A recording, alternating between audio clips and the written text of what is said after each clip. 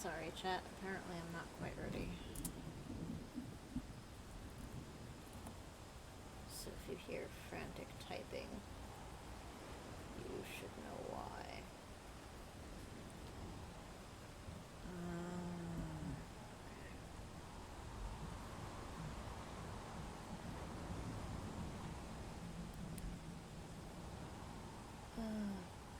Okay. Sorry if I sound a little stressy, chat. It's been a day.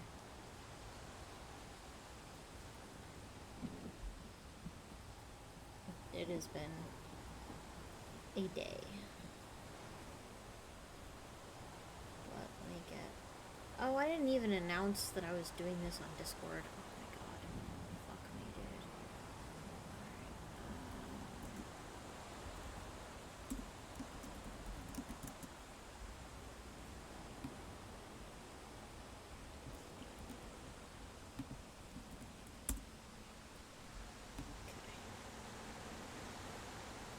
Give me a sec.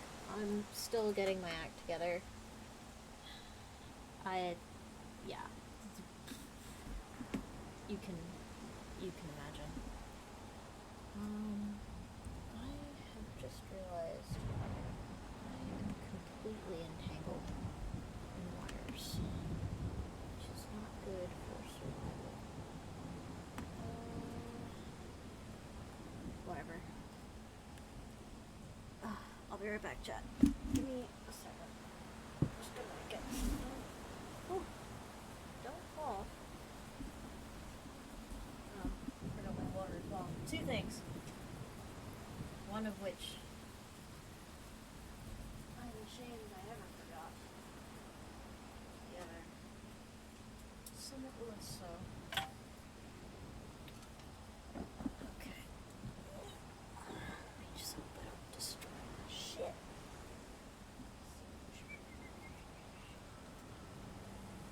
Now, therein lies the problem. Where the fuck is my charger? I thought it was such a smart idea to unplug everything. Now you can't find it. Ah, there it is. No, that's you. Oh, here we go.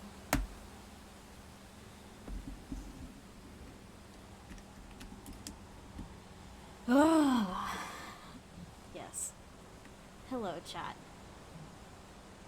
It is I, the Wolfie.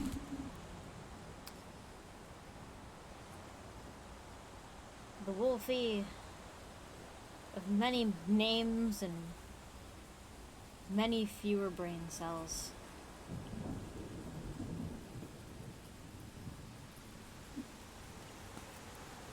Many fewer brain cells. Indeed.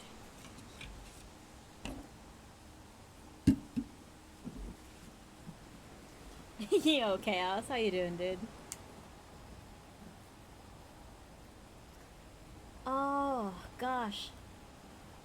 You're just in time for Call of Cthulhu, but if I knew you'd show up, I would have whipped out some of the Texan shit. I suppose if we have time after and you're still awake, which you won't be, I could still. But I've promised Call of Cthulhu. I've been putting it off for like 2 weeks. How you doing, dude? Yeah, it's so good to see you. Just woke up from a cat nap. Heck yeah. Cat naps are great. I wish I could take more of them. My body just doesn't do it. Also, it's not a bong you hear. My water bottle has gone back to being vocal. Don't ask me how. Do Call of Cthulhu. Oh, dude. Put a pin in that. Oh, put a pin in that. I'm gonna... There should be a feline parody of Call of Cthulhu. What I might do is I might actually put it in my...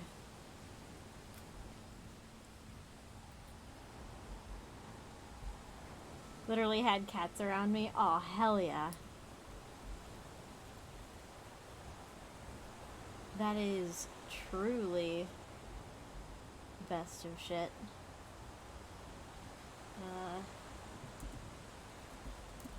Call it cat.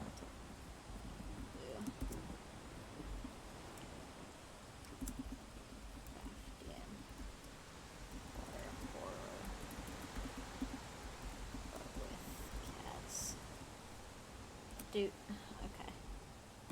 I've now wrote it on my long list of shit that I need to write. Alright. You ready for me to start? I'm afraid of starting without anyone who wants to be there. But I'm like, there's the VOD.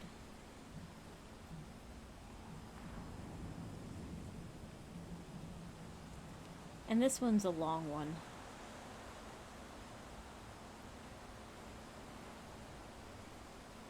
Yeah, I'm just gonna go ahead and start. I'll interrupt myself to read chat, so don't you worry. No! I don't care about the news. Fuck off with that shit. Stop doing that. Okay.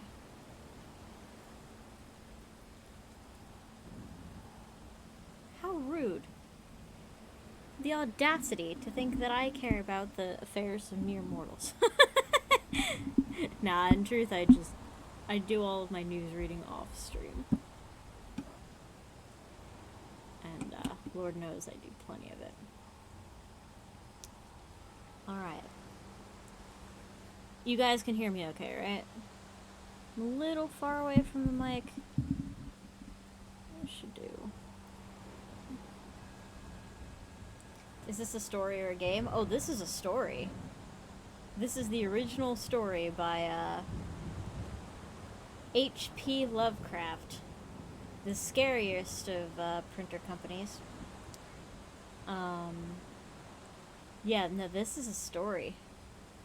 So, if there's a game, let me know. And I will play it on stream for a Spooky Story Friday. I will do it. Maybe it's on Steam. Hold on. It could be on Steam.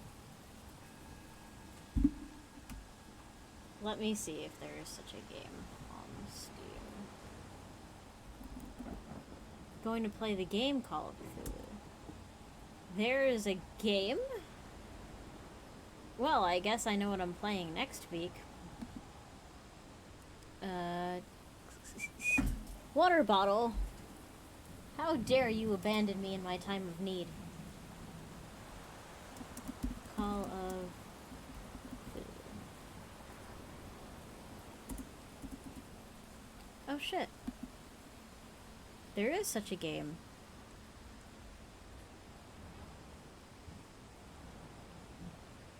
It's a game.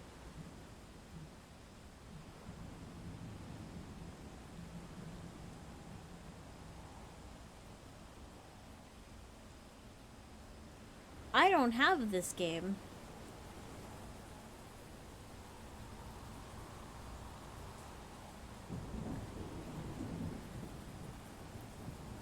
I'm going to add this game to my wish list.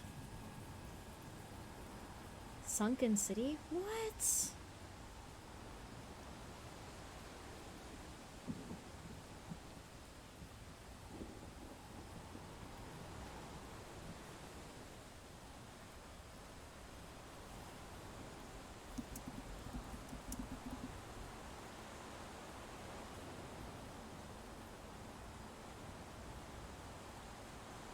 That looks like something from the Myth Seekers. This looks different. I think I'm looking at the wrong thing. Hold on. Call of Dark Corners. Shadow of the Comet. Prisoner of Ice. The Wasted Land. Oh shit, there's all the... There's... What? Wait, there... Which... Huh? First-person horror games that combines intense action.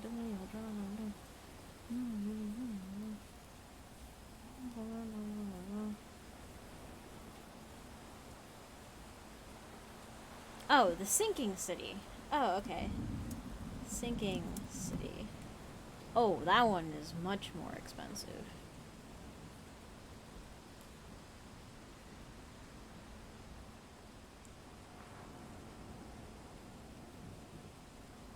Can I wish list this?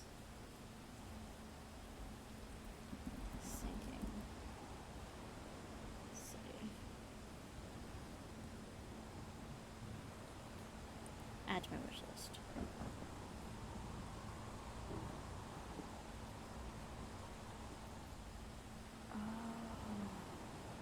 Yeah, no reason to apologize. I'm like, I need to play these on Steam at some point.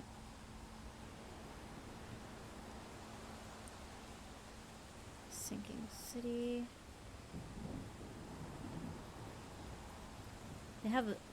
These people do a lot of Sherlock Holmes. Wait a second. I think this is the wrong game. The Sinking City.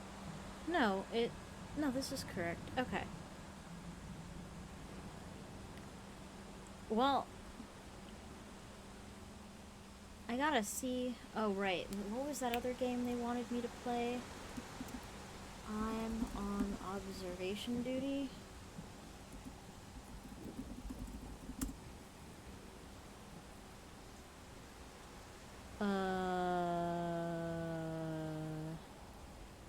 Excluded by preferences.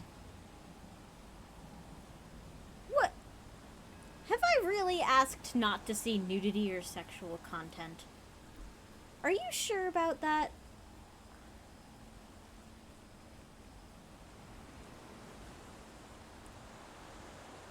I don't recall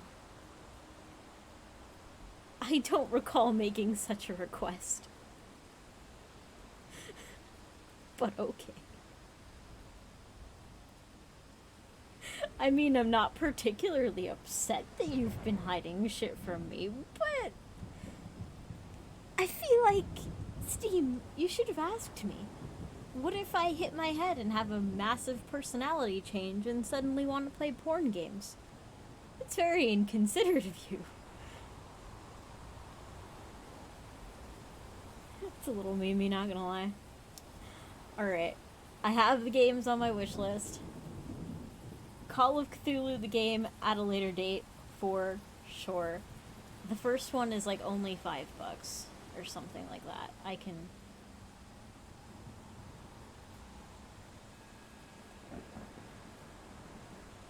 What? Okay. Oh, on the wish list. Oh no. Oh no.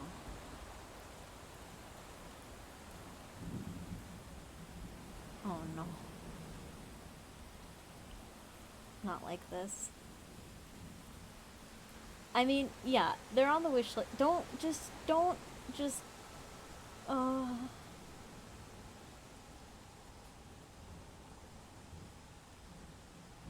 Only get me things that you really want me to have.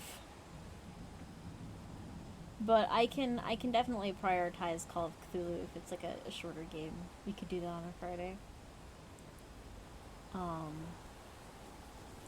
But yeah, what I'm reading is like the original from H.P. Lovecraft. Which is everything.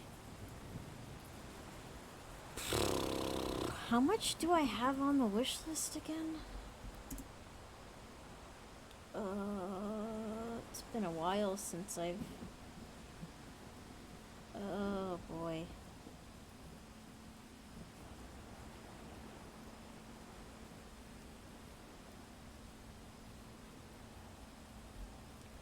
It's been a while since I've parsed this down. Not very much? Okay.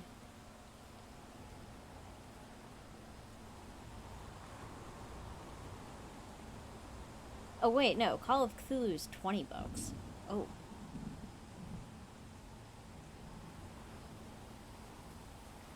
If it's 20...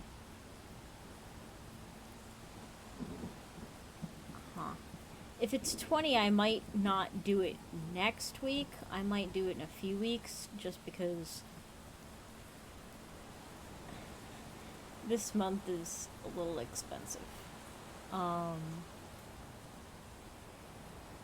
So I'll probably do it then. Just keep reminding me.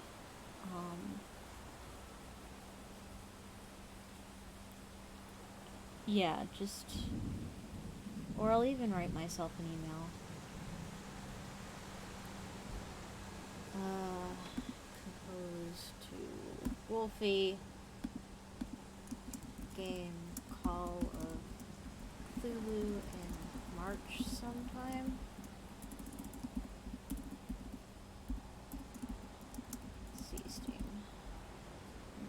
send that at some point. Send it in like a week. Alright, sorry about that. God. Yeah, but don't put yourself thin for me. I still want you to dungeon master for us at some point, you know.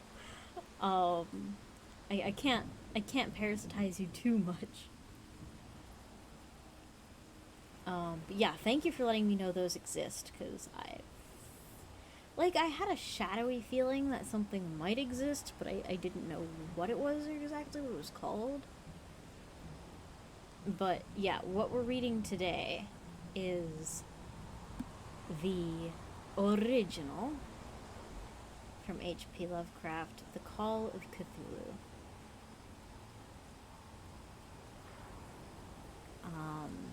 Yeah, so this is how it goes.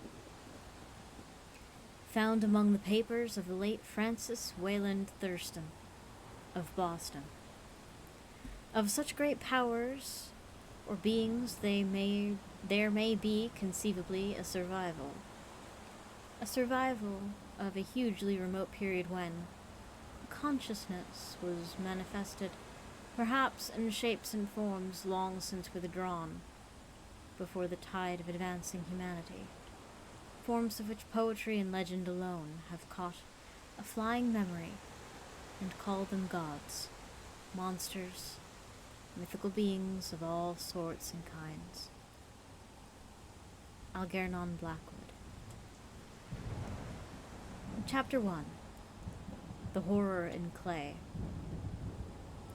The most merciful thing in the world, I think, is the inability of the human mind to correlate all its contents. We live on a placid island of ignorance, in the midst of black seas of infinity, and it was not meant that we should voyage far. The sciences, each straining in its own direction, have hitherto harmed us little. But some day, the piecing together of dissociated knowledge will open up such terrifying vistas of reality, and of our frightful position therein, that we shall either go mad from the revelation, or flee from the deadly light into the peace and safety of a dark new age. Theosophists have guessed at the awesome grandeur of the cosmic cycle wherein our world and the human race form transient incidents. They have hinted at a strange survival in terms that would freeze the blood, if not masked by a bland optimism. But it is not from them that there came a single glimpse of forbidden aeon which chills me when I think of it and maddens me when I dream on it. That glimpse, like all dread glimpses of truth, flashed out from an accidental piecing together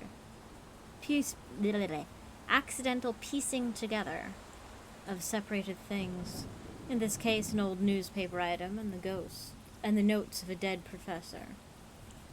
I hope that no one else will accomplish this piecing out. Certainly if I live, I shall never knowingly supply a link in so hideous a chain. I think that the professor, too, intended to keep silent regarding the part he knew, and that he would have destroyed his notes had not sudden death seized him. My knowledge of the thing began in the winter of 1926 or 27, with the death of my great-uncle, George Gamble Angel? Professor Emeritus of Semitic Languages in Brown University, Providence, Rhode Island. Professor Angel was widely known as an authority on ancient inscriptions, and had frequently been resorted to by the heads of prominent museums, so that his passing at the age of 92 may be recalled by many.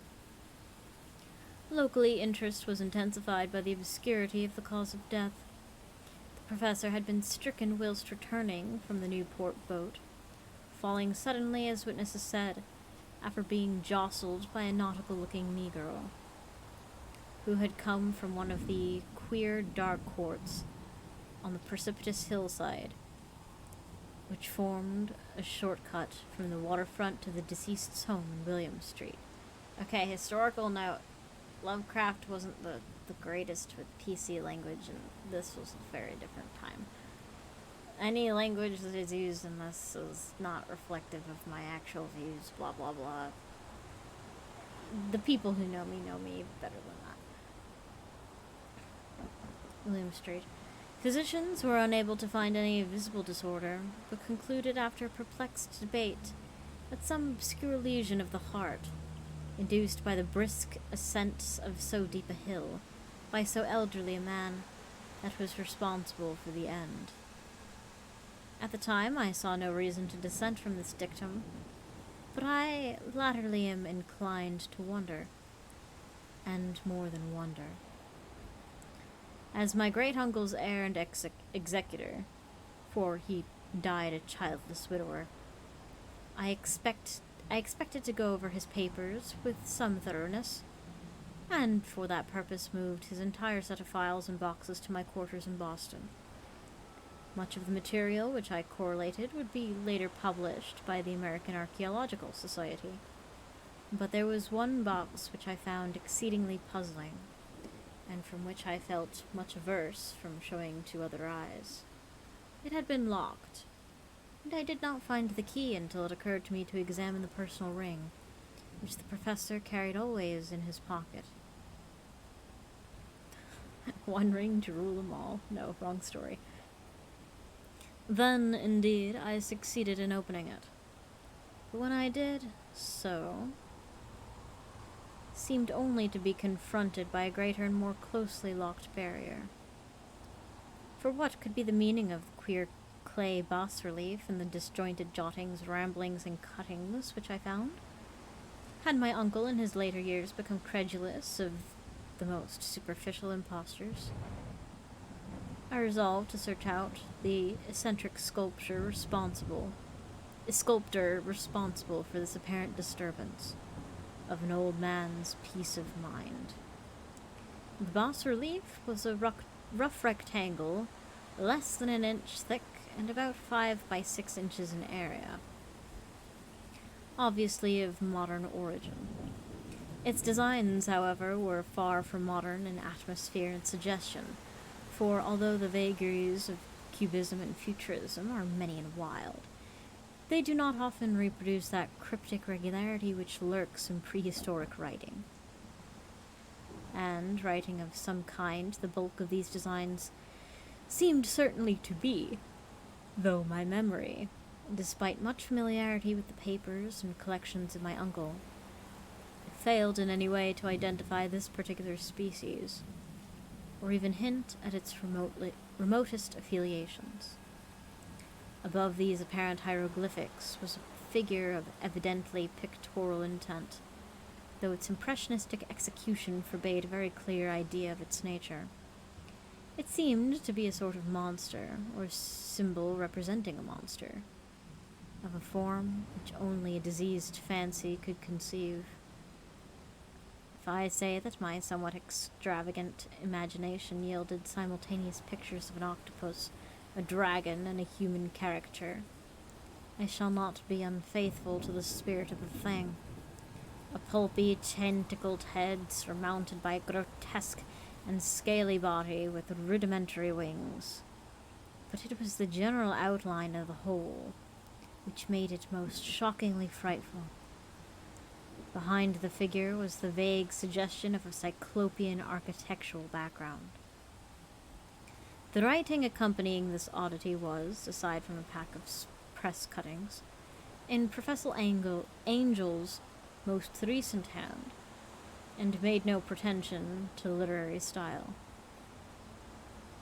What seemed to be the main document was headed Cthulu Cult, in characters painstakingly printed to avoid the erroneous reading of a word so unheard of. The manuscript was divided into 2 sections, the first of which was headed 1925, Dream and Dream Work of H.A. Wilcox, 7 Thomas Street, Providence, Rhode Island. And the second, Narrative of Inspector John R. Legras, 121 Bienville Street, New Orleans, Louisiana. At 1908 AAS notes on same and Professor Webb's account. The other manuscript papers were all brief notes, some of them accounts of queer dreams of different persons, some of them citations of theosophical books and magazines, notably W. Scott Eliot's Atlantis and the Lost Lemuria, and the rest comments on long-surviving secret societies and hidden cults, with references to passages in such mythological and anthropological source books as Fraser's Golden Bough and Miss Murray's Witch Cult in Western Europe. The cuttings largely alluded to outer mental illness and outbreaks of group folly or mania in the spring of 1925. The first half of the principal manuscript told a very peculiar tale. It appears that on March 1st, 1925, a thin, dark young man of neurotic and excited aspect had called upon Professor Angel, bearing the singular clay bas-relief, which was then exceedingly damp and fresh. His card bore the name of Henry Anthony Wilcox, and my uncle had recognized him as the youngest son of an excellent family, slightly known to him, who had latterly been studying sculpture at the Rhode Island School of Design and living alone at the Fleur-de-Lis building near that institution. Yo, Thunder Kitty, we're reading Call of Cthulhu. And next month, at some point, we'll probably be playing the game of the very same name. How you doing, dude?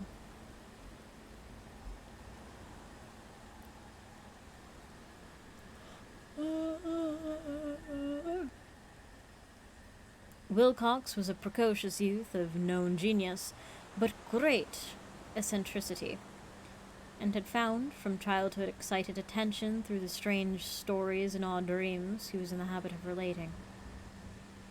He called himself psychically hypersensitive, but the staid folk of the ancient commercial city dismissed him as merely queer, meaning weird in this context.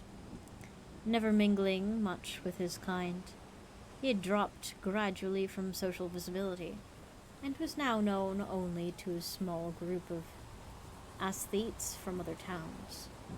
Even the Providence Art Club, anxious to preserve its conservatism, had found him to be quite hopeless.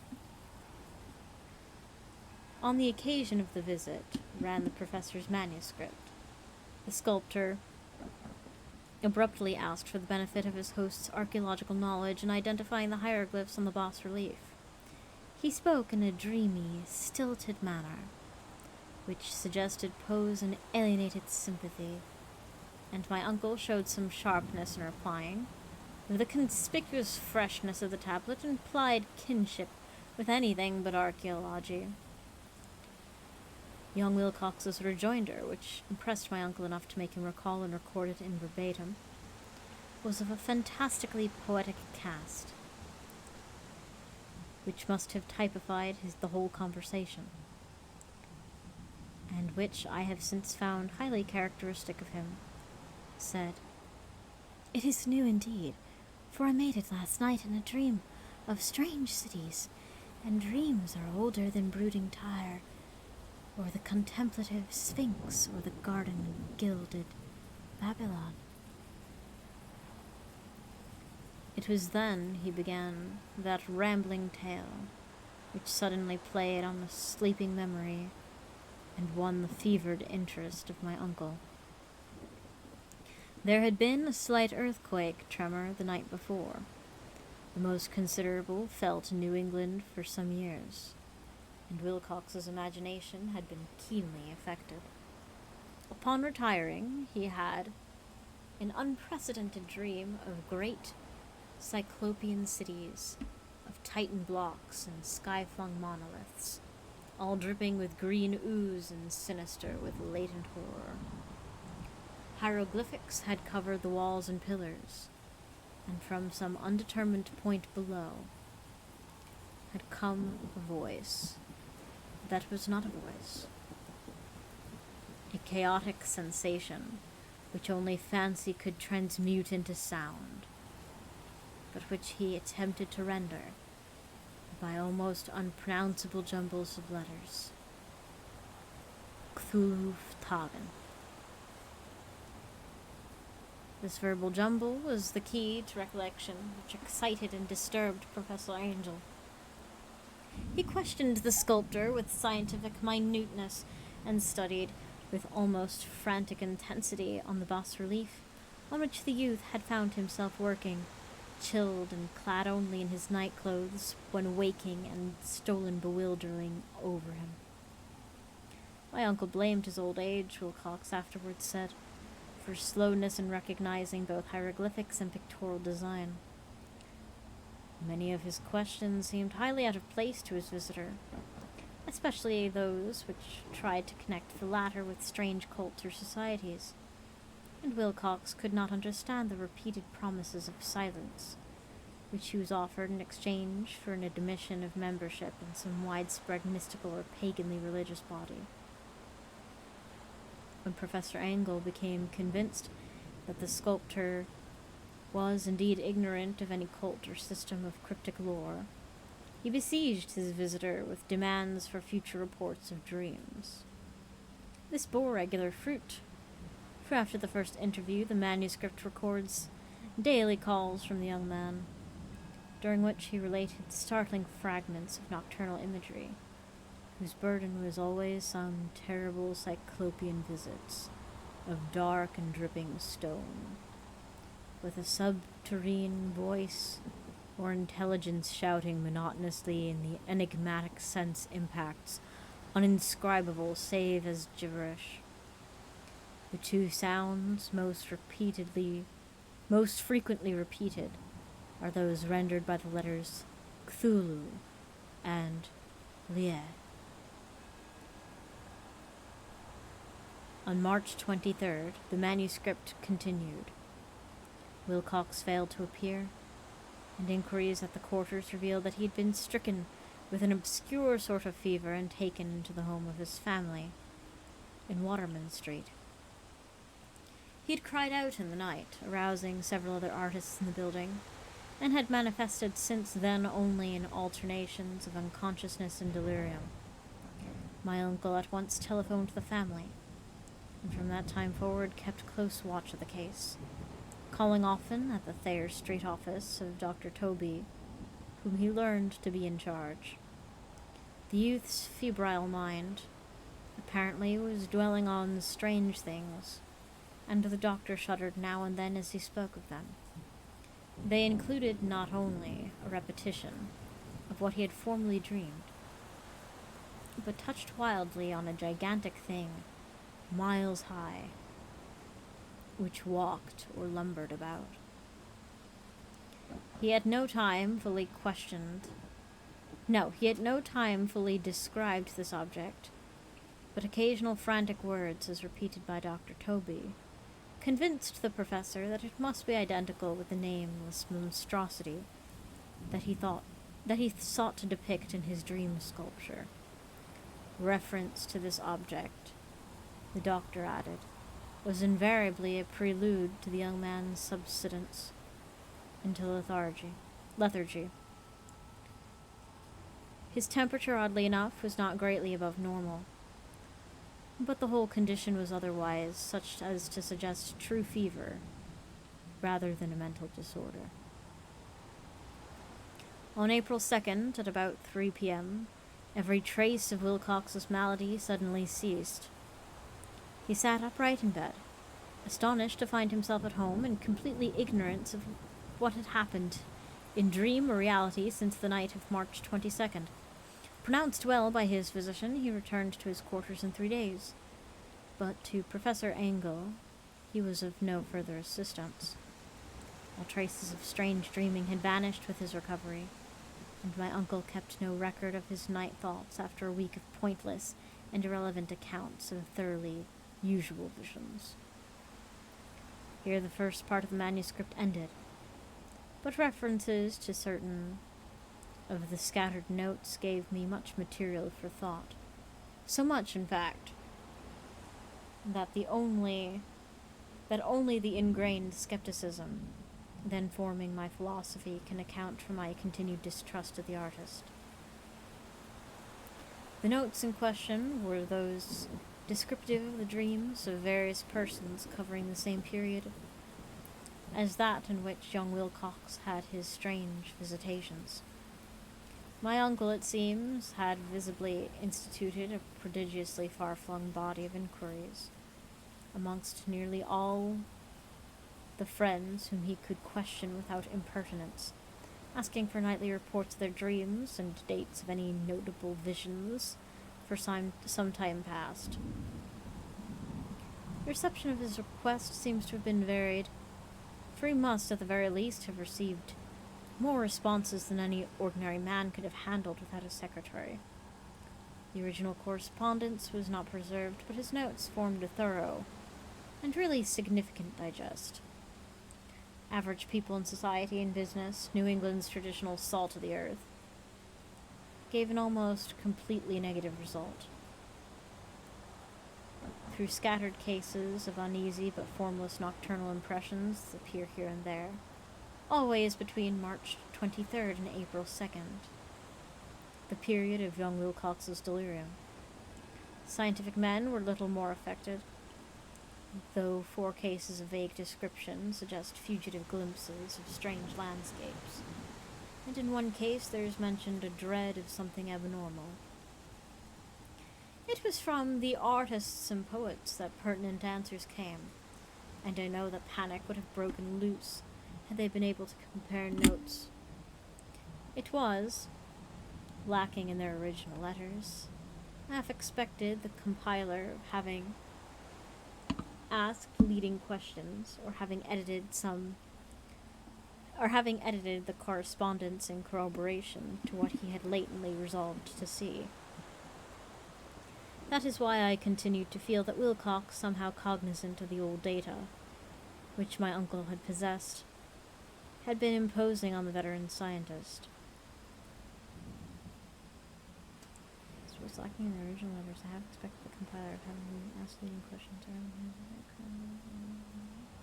Oh, I get it. These responses from aesthetes told a disturbing tale. From February 22nd to April 2nd, from February 28th to April 2nd, a large proportion of them had dreamed very bizarre things, the intensity of the dreams being immeasurably stronger during the period of the sculptor's delirium. Over 1/4 of those who reported anything reported scenes and half sounds not unlike those which Wilcox had described, and some of the dreamers confessed acute fear of the gigantic, nameless thing visible toward the last.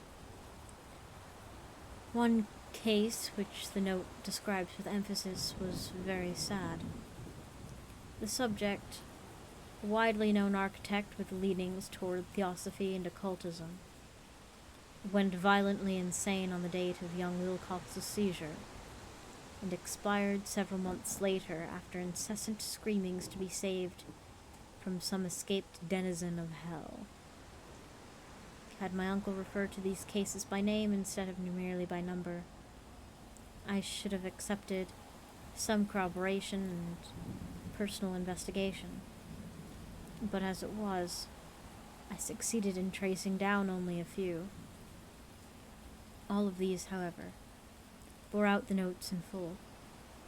I've often wondered if all of the objects of the professor's questioning felt as puzzled as did this fraction.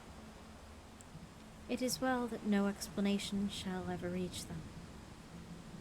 The press cuttings, as I've intimated, touch on cases of panic, mania, and eccentricity during a given period. Professor Angel must have employed a cutting bureau, for the number of extracts was tremendous, and the scores scattered throughout the globe. Here was a nocturnal suicide in London, where a lone sleeper had leapt from a window after a shocking cry.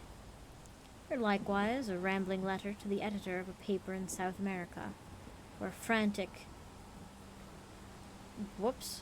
fanatic deduces a dire future from visions he has seen.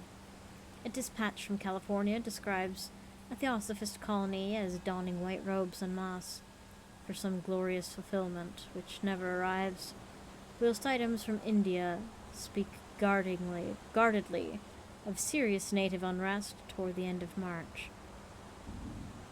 Voodoo orgies multiply in Haiti, and African outposts report ominous mutterings.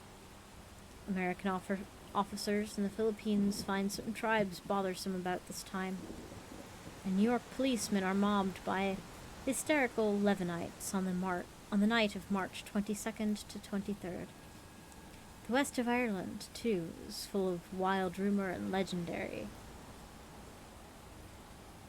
And a fantastic painter named Ardois Bonot hangs a blasphemous dream landscape in the Paris Spring Salon of 1926.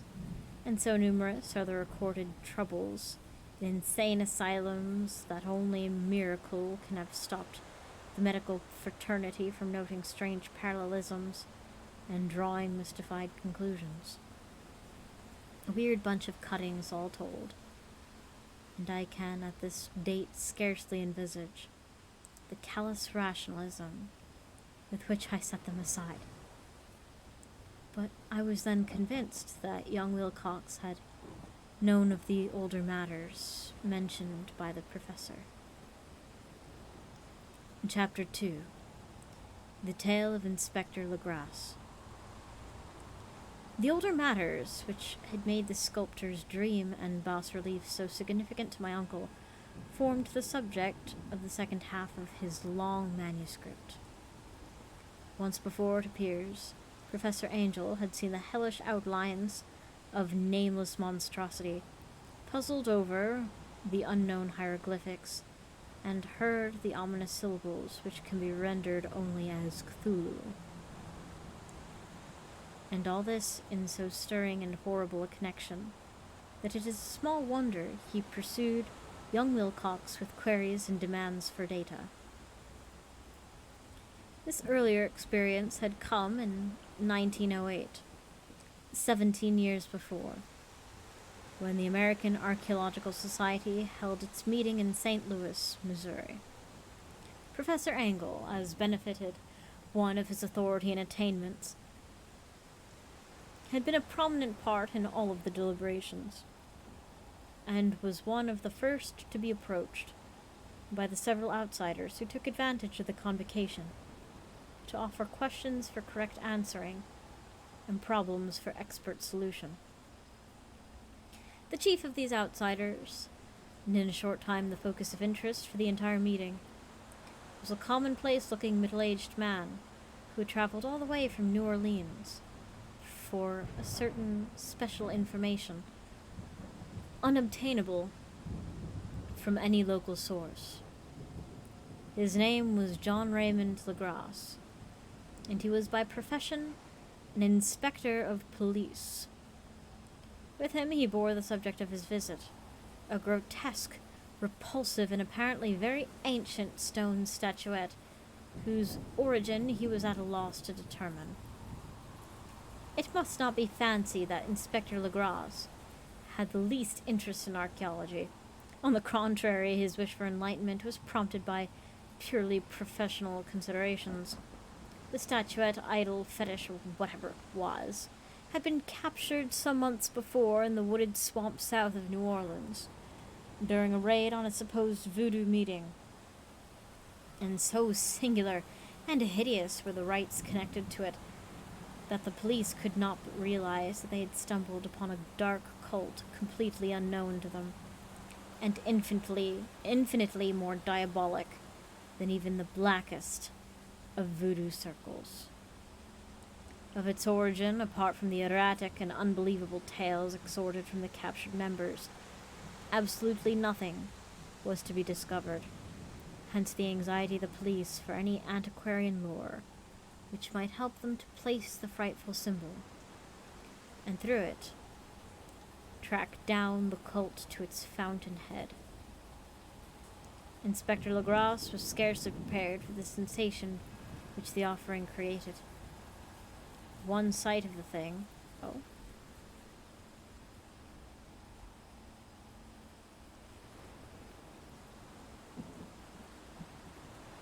Oops. Oh, that isn't right. That's fine.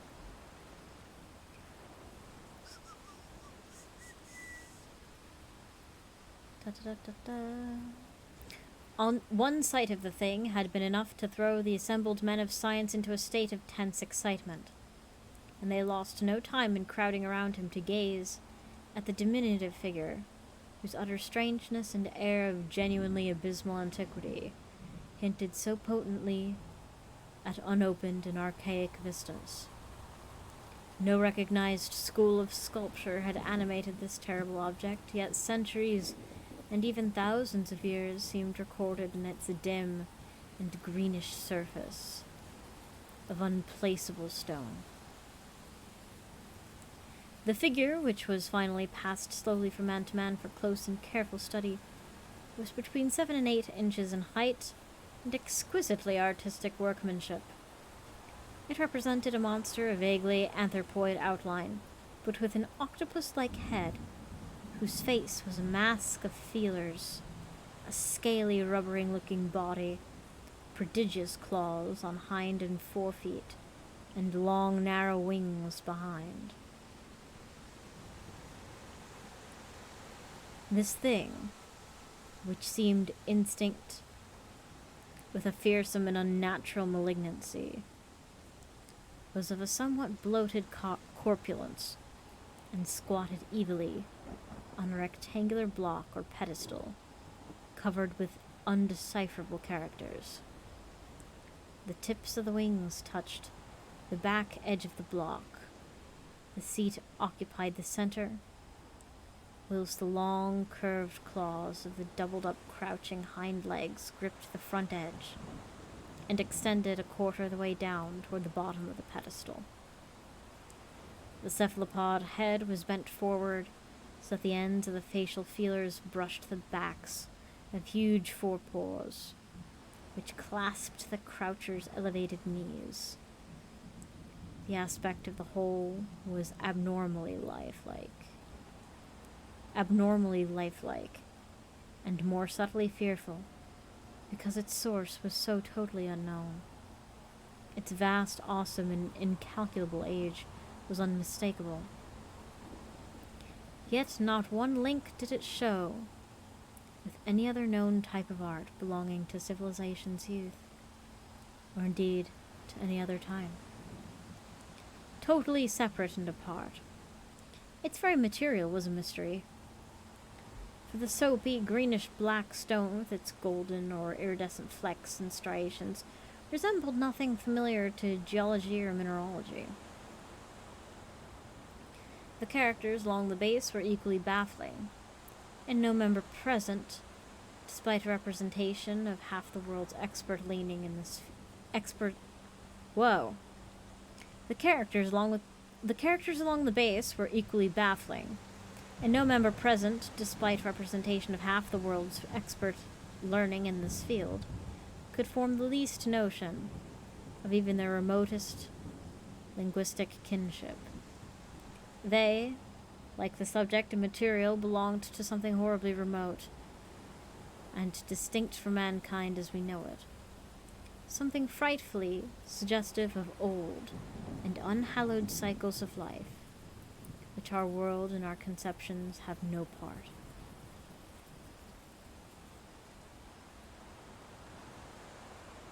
Okay, cool. I got an email and I was suddenly afraid that Chaos had spent an obscene amount of money. Okay.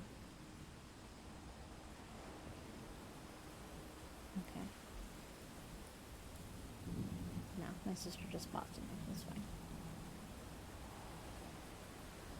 And yet, as the members severally shook their heads and confessed defeat at the inspector's problem, There was one man in that gathering who suspected a touch of bizarre familiarity with the monster shape and writing, who presently told, with some diffidence, of the odd trifle he knew.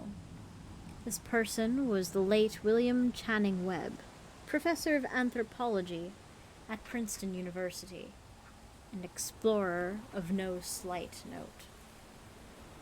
Professor Webb had been engaged 48 years before in a tour of Greenland and Iceland in search of some runic inscriptions which he failed to unearth, and whilst high up on the West Greenland coast had encountered a singular tribe or cult of degenerate Eskimos whose religion, a curious form of devil worship, chilled him with its deliberate bloodthirstiness and repulsiveness.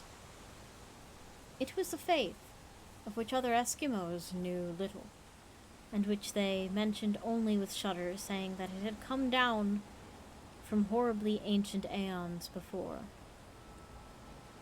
Horribly ancient aeons before ever the world was made. Besides nameless rites and human sacrifices, there were certain queer hereditary rituals addressed to the supreme elder devil, or Tornasuk.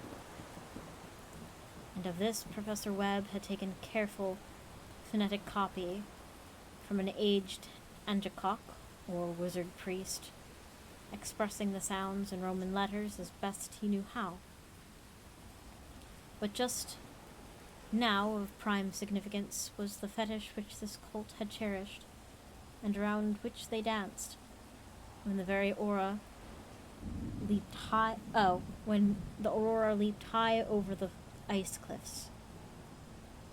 It was, as the professor stated, a very crude bas-relief of stone, comprising a hideous picture and some cryptic writing. And as far as he could tell, it was a rough parallel in all essential features of the bestial thing now lying before the meeting. These data, received with suspense and astonishment by the assembled members, proved doubly exciting to Inspector Legras, and he began at once to ply the informant with questions. Having noted and copied an oral ritual among the swamp cult worshippers his men had arrested, he besought the professor to remember as best he might the syllables taken down among the diabolist Eskimos. There then followed an exhaustive comparison of details, and a moment of really awed silence when both detective and scientist agreed on the virtual identity of the phrase common to the two hellish rituals, so many worlds of distance apart. What, in substance, both the Eskimo wizards and Louisiana swamp priests had chanted to their kindred idols was something very like this. The word divisions being guessed at from traditional breaks in the phrase as chanted aloud. Pnungli nglaunaf Cthulu rie Woga nagel vtagen. Wait, let me try that again. Fingli Maglunaf. Jeez, it's hard. Fingli Maglunaf Cthulu Woga nagel vtagen. Okay, if you practice it, it's possible. Legras at one point in advance of Professor Webb, for several among his mongrel prisoners had repeated to him what older celebrants had told them the words meant. This text, as it is given, ran something like this. In his house at Roulier, dead Cthulhu waits dreaming. And now, in response to a general urgent demand, Inspector Legras related as fully as possible his experience with the swamp worshippers, telling a story to which I could see my uncle attached profound significance. It savored of the wildest dreams of mythmaker and theosophist, and disclosed an astonishing degree of cosmic imagination among such half-castes and pariahs as might be least expected to possess it. On November 1st, 1907, there had come to New Orleans police. Oh, there had come to New Orleans police a frantic summons from the swamp and lagoon country to the south. The squatters there, mostly primitive but good-natured descendants of Lafitte's men, were in the grip of stark terror from an unknown thing which had stolen up upon them at night. It was voodoo, apparently, but voodoo of a more terrible sort than they had ever known, and some of their women and children had disappeared since the malevolent tom-tom had begun its incessant beating far within the black haunted woods where no dweller ventured. There were insane shouts and harrowing screams, soul-chilling chants, and dancing devil flames. And the frightened messenger added, the people could stand it no more.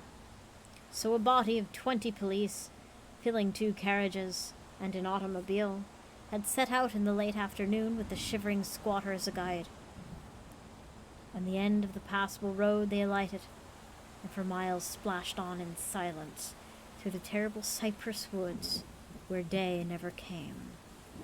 Ugly roots and malignant hanging nooses of Spanish moss beset them, and now and then a pile of dank stones or fragments of a rotting wall, intensified by its hint of morbid habitation, of a depression which every malformed tree and every fungus islet combined to create.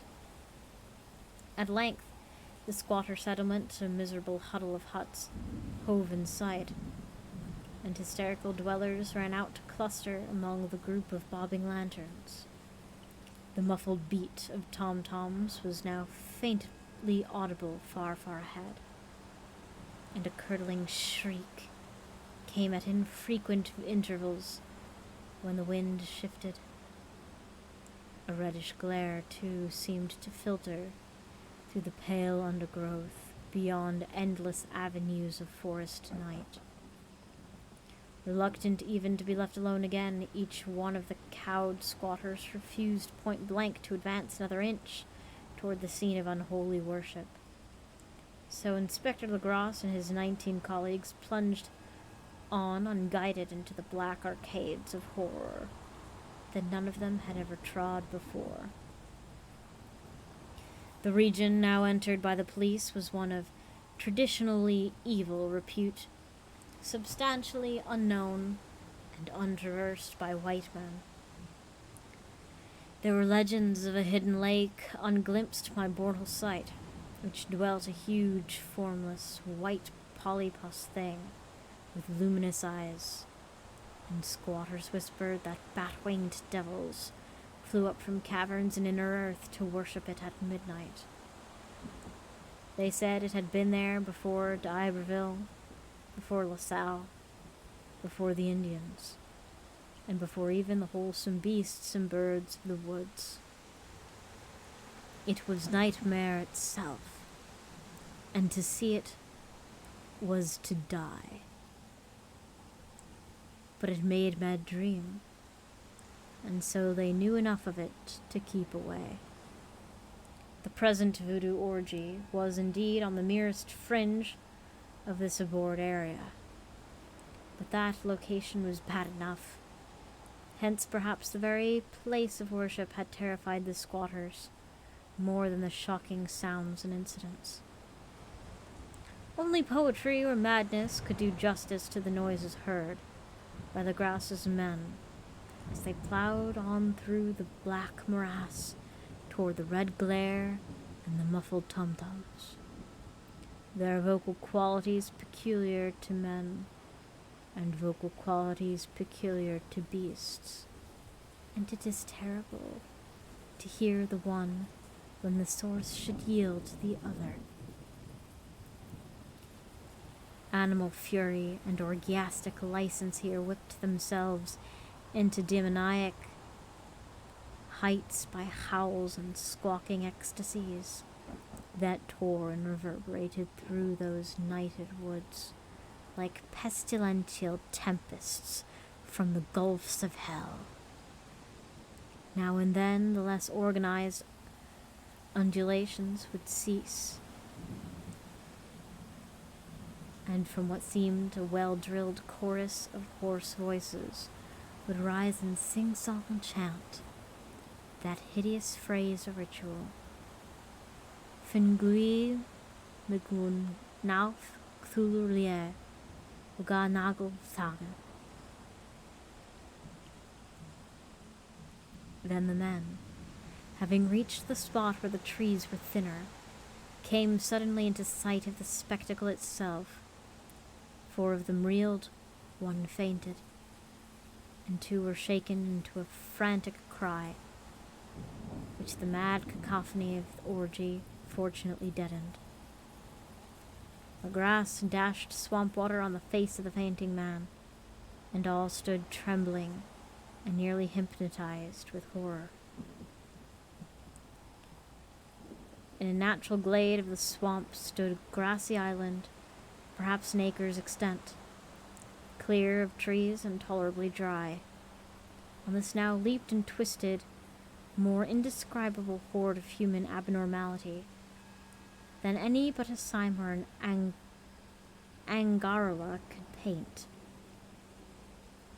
Void of clothing, its hybrid spawn were braying, bellowing and writhing about a monstrous ring-shaped bonfire, in the center of which, revealed by occasional rifts in the curtain of flame, stood a great granite monolith, some 8 feet in height, on top of which, incongruous in its diminutiveness, rested the noxious carven statuette. From a wide circle of 10 scaffolds set up at regular intervals, the flame-girt monolith as center hung.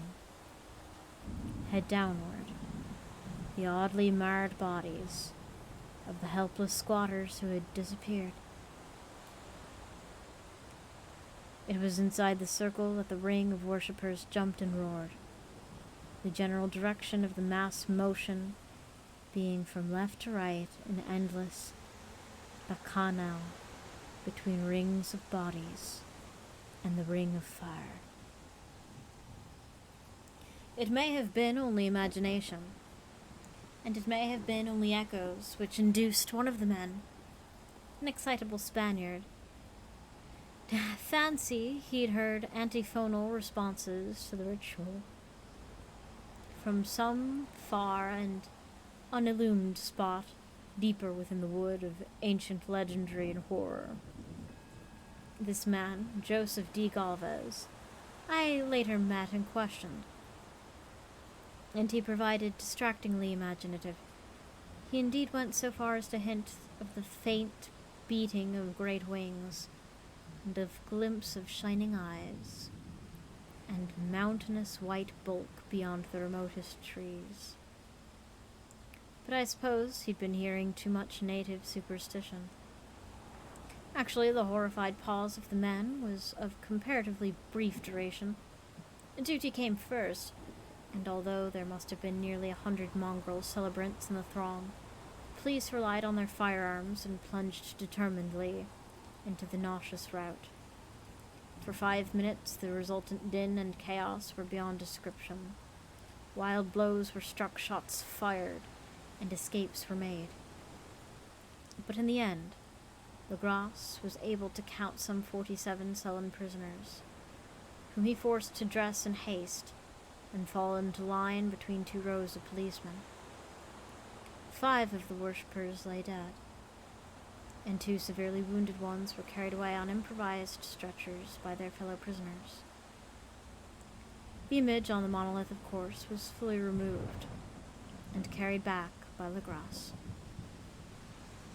Examined at headquarters after a trip of intense strain and weariness, the prisoners all proved to be men of a very low mixed blood and mentally aberrant type.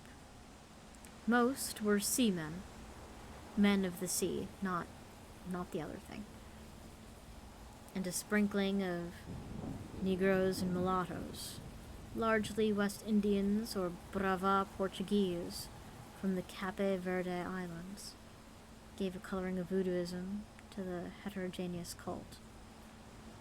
But before many questions were asked, it became manifest that something far deeper and older than ethnic fetishism was involved. Degraded and ignorant as they were, the creatures held, with surprising consistency, to the central idea of their loathsome faith. They worshipped, so they said, the great old ones who lived ages before there were any men, and who came to the young world out of the sky. These old ones were gone now, inside the earth and under the sea, but their dead bodies had told their secrets in dreams to the first man, who formed a cult which had never died. This was that cult, and the prisoner said it had always existed and always would exist, hidden in distant wastes and dark places all over the world, until the time when the great priest Cthulhu, from his dark house in the mighty city of R'lyeh, under the waters, should rise and bring earth again beneath his sway. Someday he would call, and the stars were ready, and the secret cult would always be waiting to liberate him. Meanwhile, no more must be told.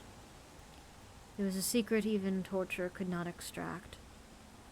Mankind was not absolutely alone among the conscious things of earth, for shapes came out of the dark to visit the faithful few. But these were not the great old ones. No man had ever seen the old ones. The carven idol was great Cthulhu, but none might say whether or not the others were precisely like him. No one could read the old writing now, but things were told by word of mouth. The chanted ritual was not the secret. That was never spoken aloud, only whispered. The chant meant only this: in his house at R'lyeh, dead Cthulhu waits dreaming. Only 2 of the prisoners were found sane enough to be hanged, and the rest were committed to various institutions. All denied a part in the ritual murders, and averred that the killing had been done by the black-winged ones, which had come to them from their immemorial meeting place in the haunted wood. But of those mysterious allies no coherent account could ever be gained. What police did extract came mainly from an immensely aged mestizo named Castro, who claimed to have sailed to strange ports and talked with undying leaders of the cult in the mountains of China. Old Castro remembered bits of hideous legend that paled the speculations of theosophists. It made man and the world seem recent and transient indeed. There had been aeons when other things ruled on the earth, and they had had great cities. Remains of them, he said, the deathless Chinamen had told him, were still to be found as cyclopean stones in the island in the Pacific. They all died vast epochs of time before man came, but there were arts which could revive them, when the stars had come round again to the right positions in the cycle of eternity. They had indeed come themselves from the stars, and brought their images with them. These great old ones, Castro continued, were not composed altogether of flesh and blood. They had shape, for did not this star-fashioned image prove it? But that shape was not made of matter. And the stars were right. They could plunge from world to world through the sky. But when the stars were wrong, they could not live. But although they no longer lived, they would never really die. They all lay in stone houses in their great city of Lier, preserved by the spells of mighty Cthulu, for a glorious resurrection when the stars and the earth might once more be ready for them. But at the same time, some force from outside must serve to liberate their bodies. The spell that preserved them intact likewise prevented them from making an initial move, and they could only lie awake in the dark and think, whilst uncounted millions of years rolled by. They all knew all that was occurring in the universe, for their mode of speech was transmitted thought. Even now they talked in their tombs. When, after infinities of chaos, the first men came, the great old ones spoke to their sensitive among them by molding their dreams, for only thus could their language reach the fleshy minds of mammals. Hold on, I gotta drink.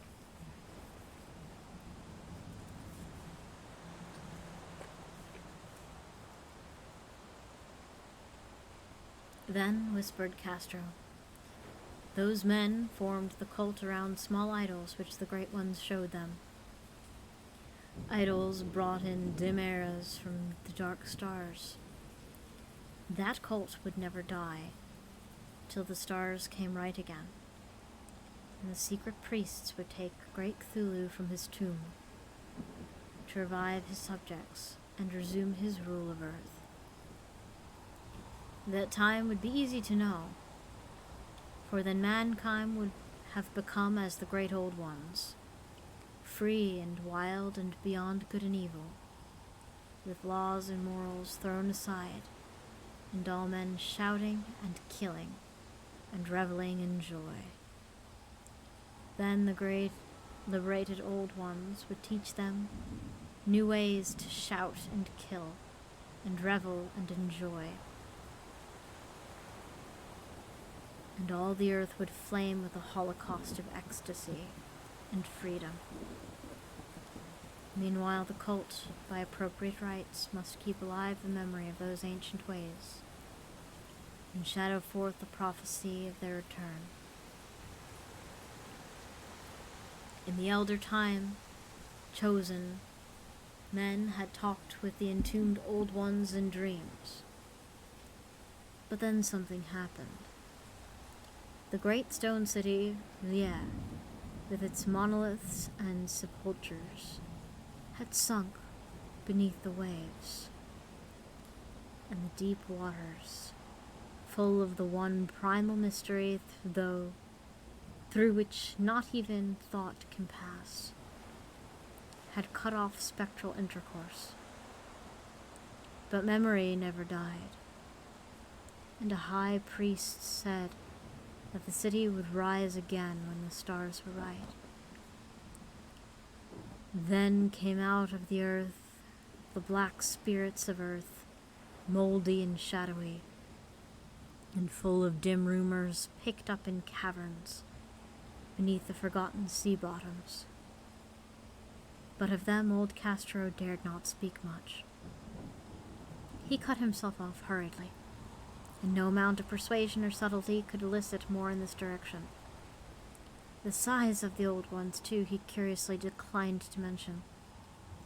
Of the cult, he said that he merely thought the center lay amid the paths. He thought the center lay amid the pathless deserts of Arabia, where Irem, the city of pillars, dreams hidden and untouched. It was not allied to the European witch cult, and was virtually unknown beyond its members. No book had ever really hinted of it. Though the deathless Chinaman said that there were double meanings in the Necronomicon of the mad Arab Abdul Azhareb, from which which the initiated might read as they choose, especially the much-discussed couplet. That is not dead which can eternal lie, and with strange aeons even death may die. Legras, deeply impressed and not a little bewildered, had inquired in vain concerning historical affiliations of the cult. Castro apparently had told the truth when he said it was wholly secret. The authorities at Tulane University could shed no light upon either cult or image, and now the detective had come to the highest authorities in the country and met with no more than the Greenland tale of Professor Webb. The feverish interest aroused at the meeting by Legras's tale, corroborated as it was by the statuette, is echoed in the subsequent correspondence of those who attended, although scant mention occurs of the formal publication of the society. Caution is the first care of those accustomed to face occasional charlatanry and imposture. Legras, for some time, lent the image to Professor Webb, but at the latter's death it was returned to him and remains in his possession, where I viewed it not long ago. It was truly a terrible thing, and unmistakably akin to the dream sculpture of young Wilcox. That my uncle was excited by the tale of the sculptor I did not wonder, for what thoughts must arise upon hearing after knowledge of what Legras had learned of the cult, of a sensitive young man who had dreamed not only the figure and exact hieroglyphics of the swamp-found image and the Greenland devil tablet, but had come, in his dreams, upon at least 3 of the precise words of the formula uttered alike by Eskimo diabolists and mongrel Louisianans. Professor Engel's instant start on an investigation of the utmost thoroughness was eminently natural, though privately I suspected young Wilcox of having heard of the cult in some indirect way, and having invented series of dreams to heighten and continue the mystery at my uncle's expense. Sorry, I took off my sweater because I was hot. I was about to say because I was cold, and I realized that didn't make any sense.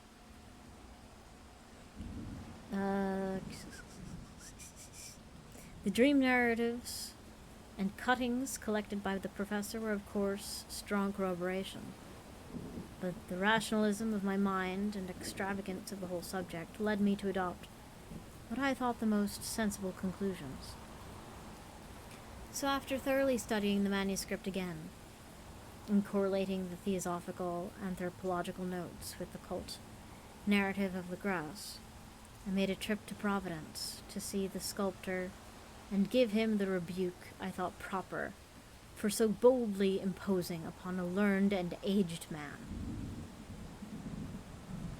Wilcox still lived alone in the Fleur-de-Lis building in Thomas Street, a hideous Victorian imitation of 7th century Breton architecture which flaunts its stuccoed front amidst the lovely colonial houses on the ancient hill, and under the very shadow of the finest Georgian steeple in America. Damn. I guess he doesn't like Victorian shit. I found him at work in his rooms, at once conceited from the specimens scattered about his genius as indeed profound and authentic. He will, I believe, be heard from some time as one of the great decadents. For his... Fuck, I'm sorry. I yawned my way out of that sentence. Great decadence, for he has crystallized in clay what will one day mirror in marble those nightmares and fantasies which Arthur Macon evokes in prose,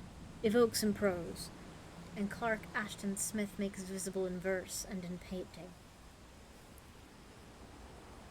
Dark, frail, and somewhat unkempt in aspect, he turned languidly at my knock and asked me my business without rising. When I told him who I was, he displayed some interest, for my uncle had excited his curiosity in probing his strange dreams, yet never explained the reason for the study. I did not enlarge his knowledge in that regard, but sought, with some subtlety, to draw him out. In a short time I became convinced of his absolute sincerity, for he spoke of the dreams in a manner none could mistake. They and their subconscious residuum had influenced his art profoundly, and he showed me a morbid statue whose contours almost made me shake with the potency of its black suggestion. He could not recall having seen the original of this thing except by his own dream bas-relief, but the outlines had formed themselves insensibly under his hands. It was, no doubt, the giant shape he'd raved of in his delirium. That he really knew nothing of the hidden cult, save from what my uncle's relentless catechism had let fall, he soon made clear, and I again strove to think of some way in which he could have possibly received the weird impressions. He talked of his dreams in strangely poetic fashion, making me see with terrible vividness the damp cyclopean city of slimy green stone, whose geometry, he oddly said, was all wrong, and hear with a frightened expectancy of the ceaseless, half-mental calling from the underground. Cthulu Tagen, Cthulu Tagen. These words had formed part of that dread ritual which I told of dead Cthulhu's dream vigil in his stone vault at Relief, and I felt deeply moved. Despite my rational beliefs, Wilcox, I was sure, had heard of the cult in some casual way, and had soon forgotten it amidst the mass of his equally weird reading and imagining. Later, by virtue of his sheer impressiveness, it had found subconscious expression in dreams, in the bas-relief, and in the terrible statue I now beheld, so that his imposture upon my uncle had been a very innocent one. The youth was of a type, at once slightly affected and slightly ill-mannered, which I could never like. But I was willing enough now to admit both his genius and his honesty. I took leave of him amicably, and wish him all the success his talent promises. The matter of the cult still remained to fascinate me, and at times I had visions of personal fame from researchers into its origin and connections. I visited New Orleans, talked with Legrasse and others of that old-time raiding party, saw the frightful image, and even questioned such of the mongrel prisoners as still survived. Old Castro, unfortunately, had been dead for some years. What I now heard so graphically at first hand, though it was really no more than a detailed confirmation of what my uncle had written, excited me afresh, for I felt that I was on track of a very real, very secret, and very ancient religion, whose discovery would make me an anthropologist of note. My attitude was still one of absolute materialism, as I wish it still were, and I discounted with a most inexplicable perversity the coincidence of the dream notes and the odd cuttings collected by Professor Angle. One thing which I began to suspect, which I now fear that I know, is that my uncle's death was far from natural. He fell on a narrow hill street leading up from an ancient waterfront swarming with foreign mongrels, at a careless push from a sailor. Did not forget the mixed blood and marine pursuits of the cult members in Louisiana, and would not be surprised to learn of secret methods and poison needles as ruthless, as anciently known as the cryptic rites and beliefs. Legrasse and his men, it is true, have been let alone, but in Norway a certain seaman, who saw things is dead. Might not the deeper inquiries of my uncle after encountering the sculptor's data have come to sinister ears? I think Professor Angle died because he knew too much, or because he was likely to learn too much. Whether I shall go as he did remains to be seen, for I have learned much now. Chapter 3. The Madness from the Sea.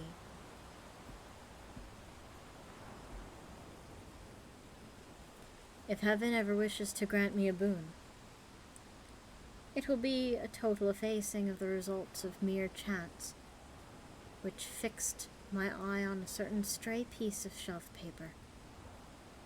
It was nothing on which I would naturally have stumbled upon in the course of my daily round, for it was an old number of an Australian journal, Sydney Bulletin for April 18th, 1925. It had escaped even the Cutting Bureau, which at the time of its issuance had been avidly collecting material for my uncle's research. I'd largely given over my inquiries into what Professor Angle called the Cthulu cult, and was visiting a learned friend of Paterson, New Jersey, the curator of a local museum and mineralogist of note. Examining one day the reserve of specimens roughly set upon the storage shelves in a rear room of the museum, my eye caught what was an odd picture in one of the old papers spread beneath the stones. It was the Sydney Bulletin I've mentioned, for my friend has wide affiliations in all conceivable foreign parts, and the picture was a half-tone cut of a hideous stone image, almost identical with that which Legras had found in the swamp.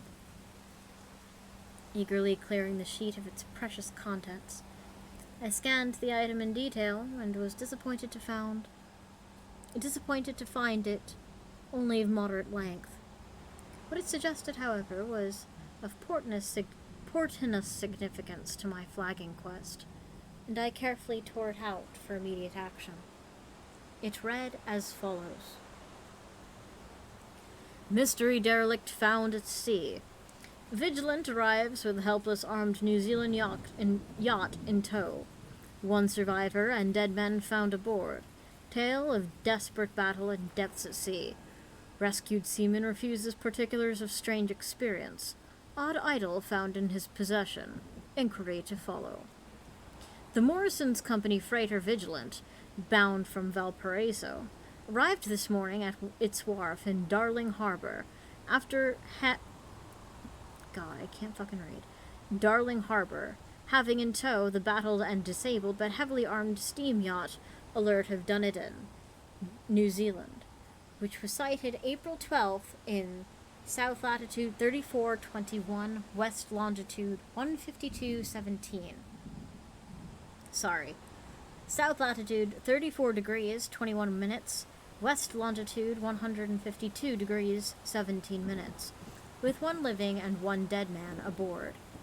The Vigilant left Valparaiso March 25th, and on April 2nd was driven considerably south of her course by exceptionally heavy storms and monster waves. On April 12th, the derelict was sighted, and though apparently deserted, was found upon boarding to contain one survivor in half-delirious condition, and one man who had evidently been dead for more than a week. The living man was clutching a horrible stone idol of unknown origin, about a foot in height, regarding whose natures authority at Sydney University, the Royal Society, and the Museum in College Street all profess complete bafflement, and which the survivor says he found in the cabin of the yacht, in a small carved shrine of common pattern. This man, after covering his senses, told an exceedingly strange story of piracy and manslaughter. Of piracy and slaughter. He is Gustaf Johansen, a Norwegian of some intelligence,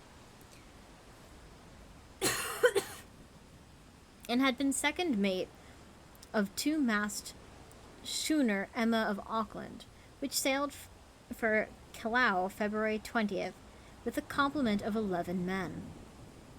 The Emma, he says, was delayed and thrown widely south of her course by the great storm of March 1st, and on March 22nd, in south latitude 49 degrees 51 minutes, west longitude 128 degrees 34 minutes, encountered the Alert, manned by a queer and evil-looking crew of Cancus and half-castes. Being ordered to peremptorily turn back, Captain Collins refused, whereupon the strange crew began to fire savagely and without warning upon the schooner with a particularly heavy battery of brass cannon forming part of the yacht's equipment. The Emma's men showed fight, says the survivor, and though the schooner began to sink from shots beneath the waterline, they managed to heave alongside their enemy and board her, grappling with the savage crew on the yacht's deck, and being forced to kill them all, the number being slightly superior because of their particularly aberrant and desperate though clumsy mode of fighting. 3 of Emma's men, including Captain Collins and First Mate Green, were killed, and the remaining 8 under Second Mate Johansen proceeded to navigate the captured yacht, going ahead in their original direction to see if any reason for their ordering back had existed. The next day, it appears they raised and landed on a small island, although none is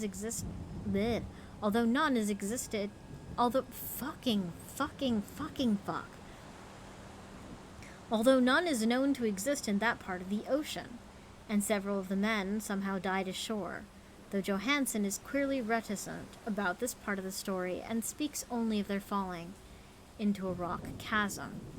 Later, it seems, he and one companion boarded the yacht and tried to manage her, but were beaten about by a storm on April 2nd.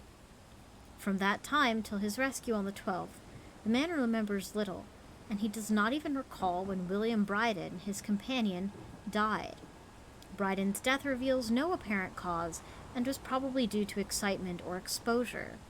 Cable advices from Dunedin report that the Alert was well known there as an island intruder, and bore an evil reputation along the waterfront.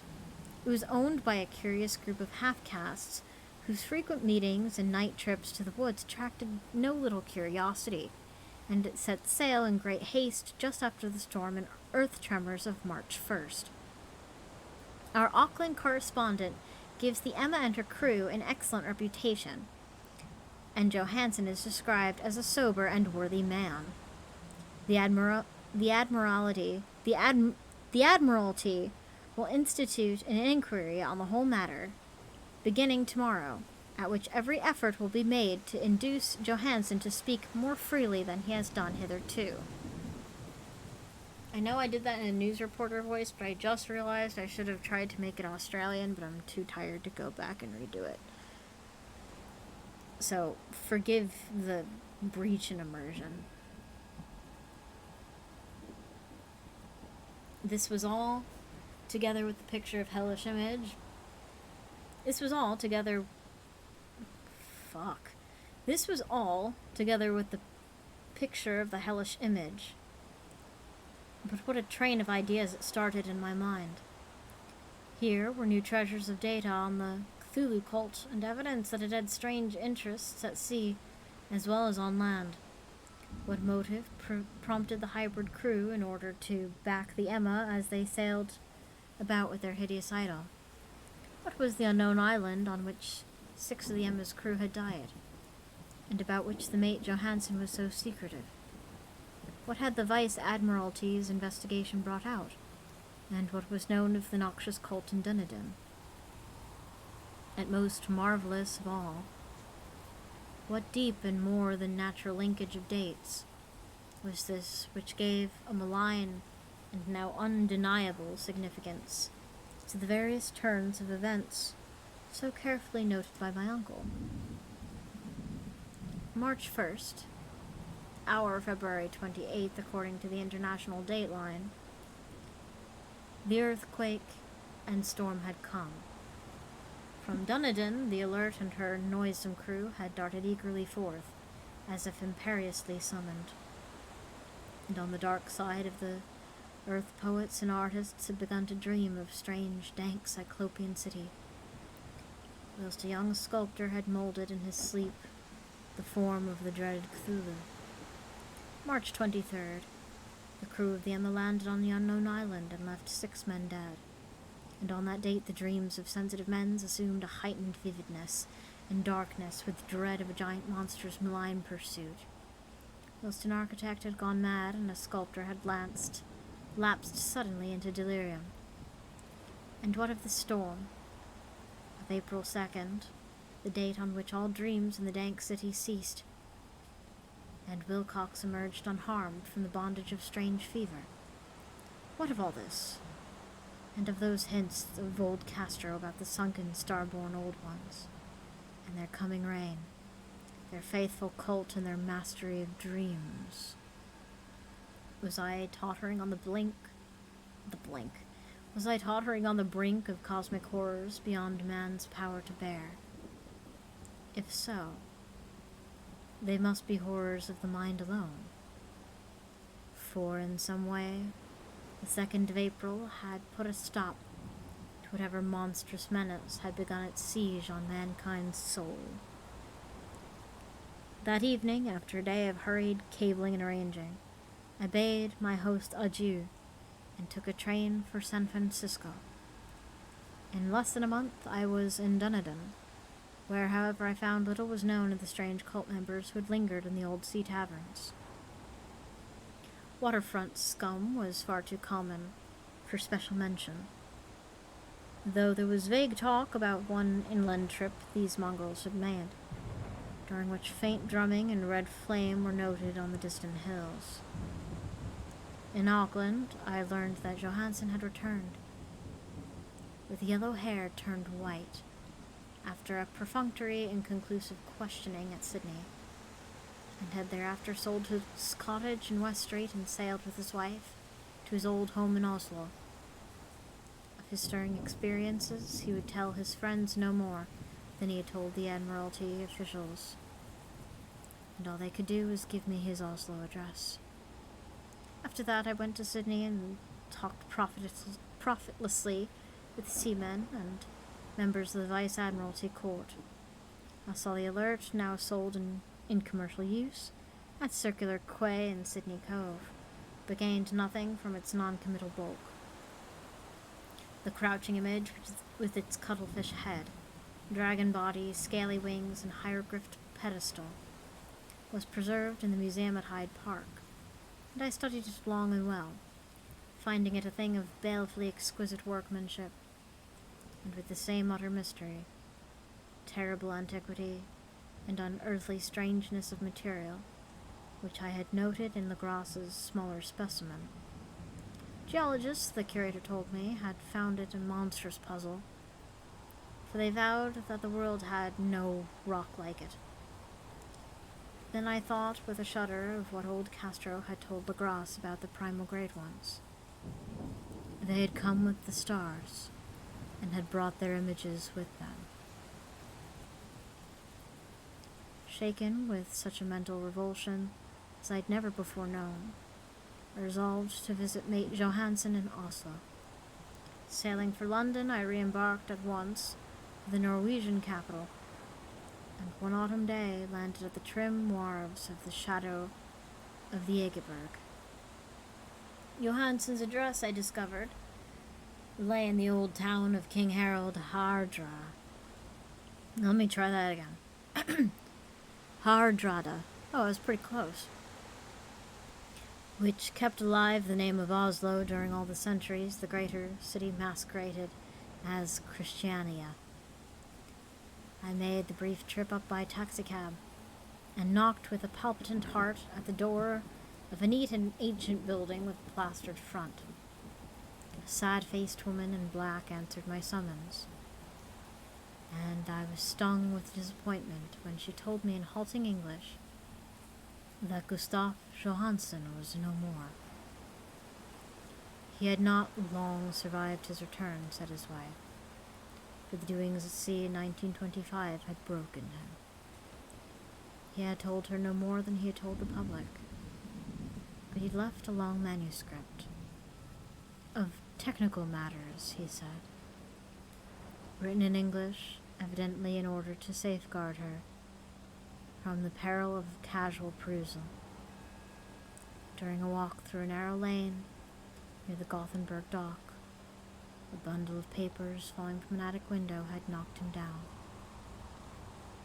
2 Lascar sailors at once helped him to his feet, but before the ambulance could reach him, he was dead.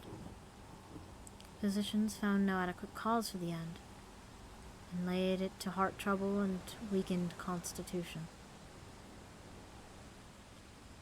I now felt gnawing at my vitals that dark terror, which will never leave me till I too am at rest, accidentally or otherwise. Persuading the widow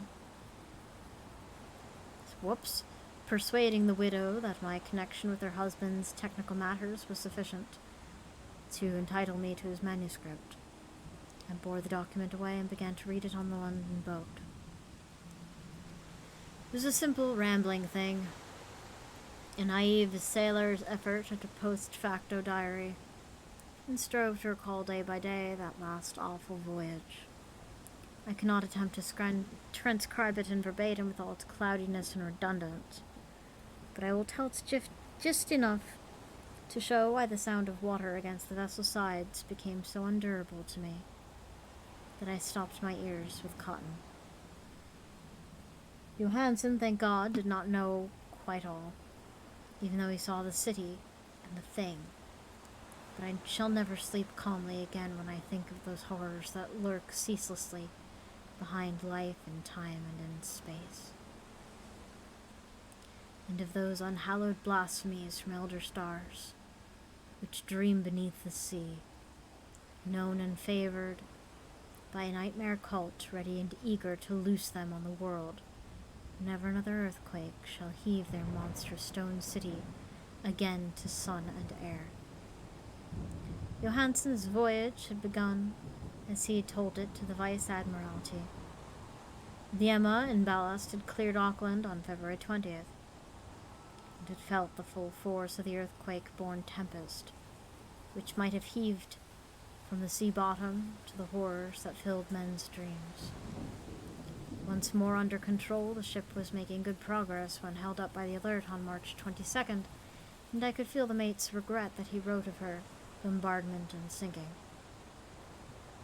Of the swarthy cult fiends in the Alert, he speaks with significant horror. There was some peculiarly abominable quality about them, which made their destruction seem almost a duty, and Johansen shows ingenuous wonder at the change of ruthlessness brought against his party during the proceedings of the court inquiry.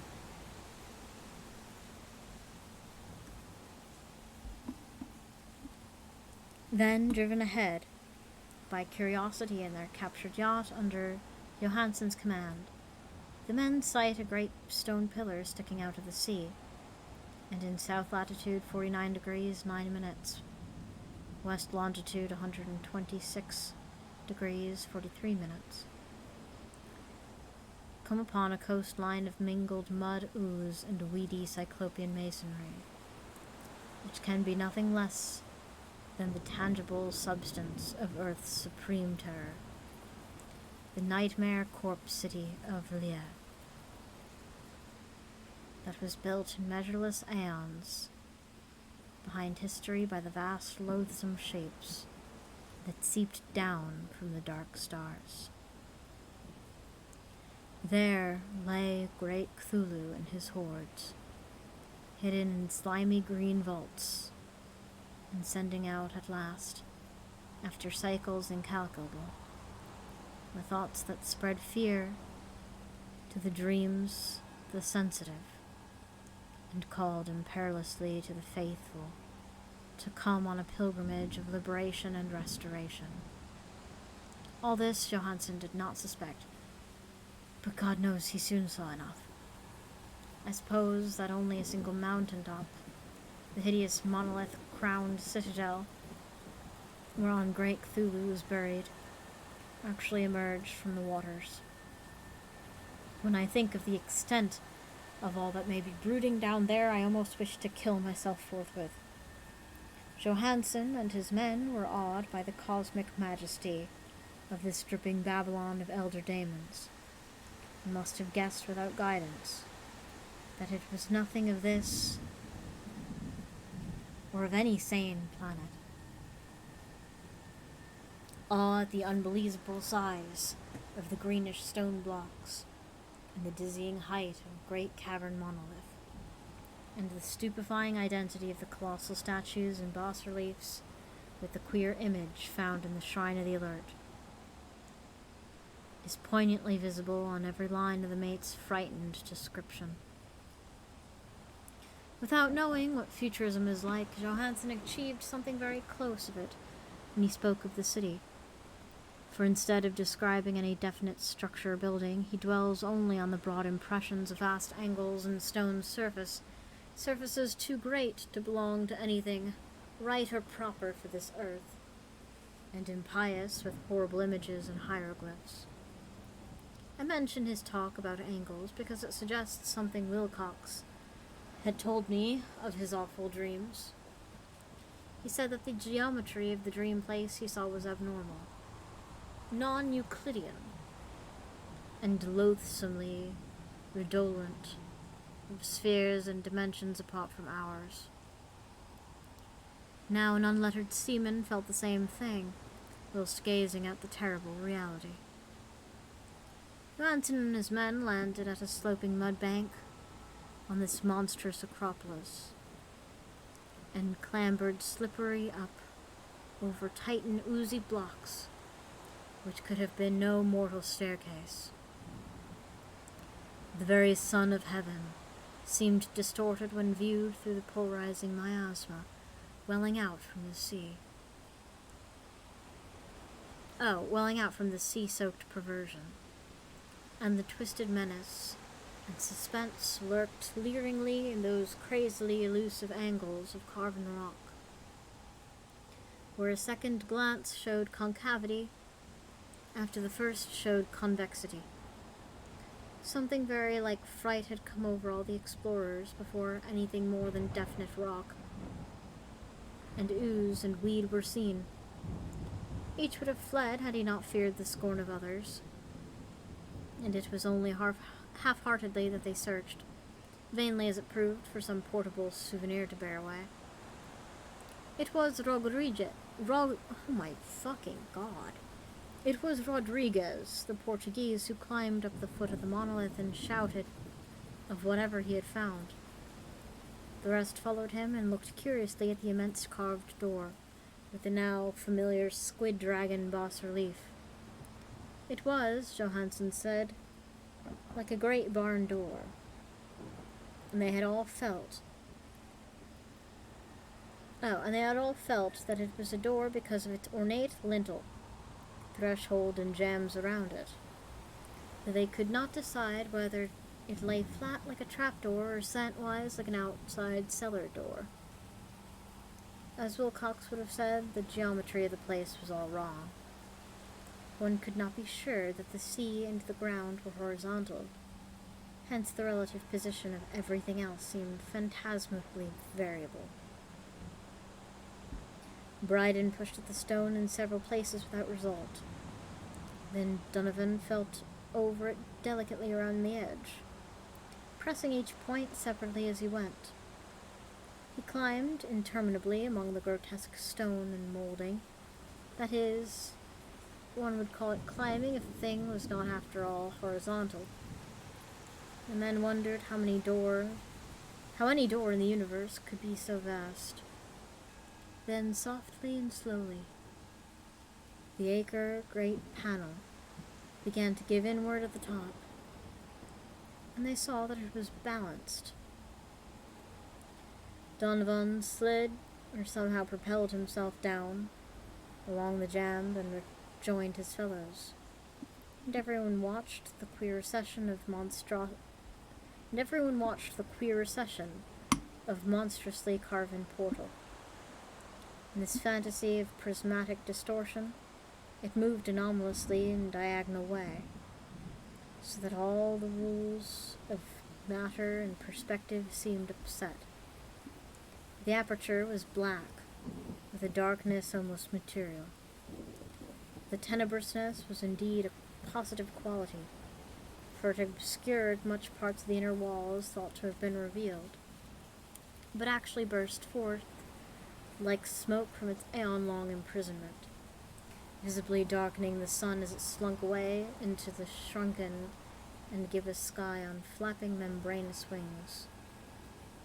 The odor rising from the newly opened depths was intolerable, and at length the quick-eared Hawkins thought he heard a nasty sloping sound down there.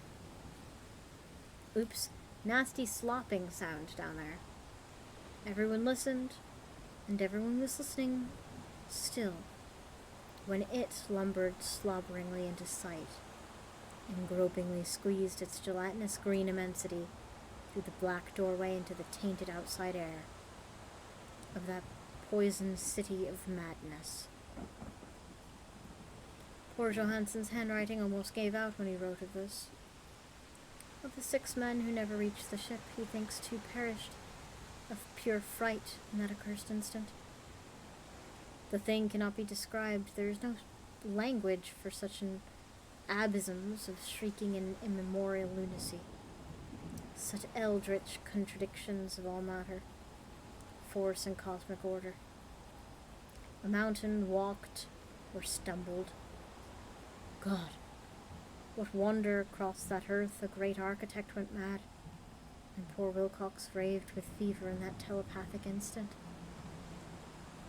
The thing of the idols, the green sticky spawn of the stars, had awaked to claim his own. The stars were right again, and what age-old cult had failed to do by designs, a band of innocent sailors had done by accident. After vigintillions of years, the great Cthulhu was loose again, and ravening for delight. 3 men were swept up by the flabby claws before anyone turned. God rest them, if there be any rest in the universe. They were Donovan, Guerra, and Angstrom. Parker slipped as the other 3 were plunging frenziedly over endless vistas of green-crusted rock into the boat. And Johansen swears he was swallowed up by the angle of masonry, which shouldn't have been there. An angle which was acute, but behaved as if it were obtuse. So only Bryden and Johansen reached the boat, and pulled desperately for the alert as the mountainous monstrosity flopped down on the slimy stones and hesitated, floundering at the edge of the water. Steam had not suffered to go down entirely. Despite the departure of all hands for the shore, it was the work of only a few moments of feverish rushing up and down between wheels and engines to get the alert under way. Slowly, amidst the distorted horrors of that indescribable scene, she began to churn the lethal waters, whilst on the masonry of that charnel shore, that was not of the earth, whilst on the masonry of that charnel shore that was not of earth, the Titan thing from the stars slavered and gibbered like Polypheme cursing the fleeing ship of Odysseus. Then, bolder than the storied Cyclops, great Cthulhu slid greasily into the water, and began to pursue with vast wave-raising strokes of cosmic potency. Bryden looked back and went mad, laughing at intervals till death found him one night in the cabin, whilst Johansen was wondering deliriously. But Johansen had not given out yet. Knowing that the thing could surely overtake the alert until steam was fully up, he resolved on like a desperate chance. He resolved on a desperate chance, and setting the engine for full speed, ran lightning-like on the deck and reversed the wheel. There was a mighty eddying and foaming in the noisome brine, and the steam mounted higher and higher.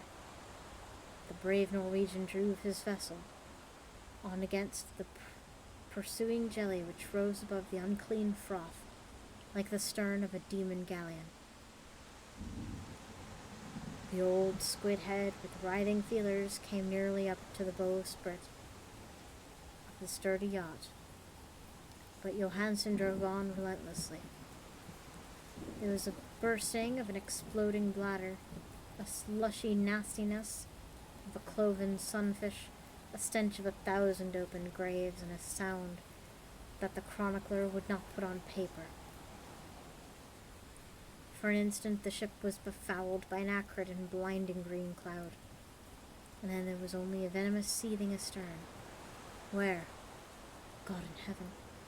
The scattered plasticity of that nameless sky spawn was nebulously recombining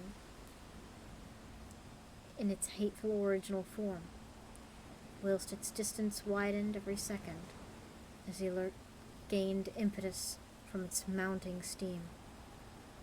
And that was all. After that, Johansen only brooded over the idol in the cabin and attended to a few matters of food for himself and the laughing maniac by his side. He did not try to navigate after the first bold flight, for the reaction had taken something out of his soul. And then came the storm of April 2nd, and a gathering of clouds about his consciousness. There is the sense of spectral whirling through the liquid gulfs of the infinity, of dizzying rides through reeling universes on a comet's tail, and of hysterical plunges from the pit into the moon, from the moon and back into the pit, all livened by a cachinnating chorus of the distorted, hilarious elder gods and the green, bat-winged, mocking imps of Tartarus. Out of that dream came rescue. The Vigilant, the Vice Admiralty Court, the Straits of Dunedin, and a long voyage back home to the old house by the Egeberg. He could not tell. They would think him mad. He would write of what he knew before death came. But his wife must not guess. Death would be a boon if only it could blot out the memories. That was a document I read, and now I have placed in the tin box beside the bas-relief and the papers of Professor Angle. With it shall go this record of mine, this test of my own sanity, wherein is pieced together that which I hope may never be pieced together again. I have looked upon all that the universe has to hold in horror, and even the skies of spring and the flowers of summer must ever afterward be poison to me.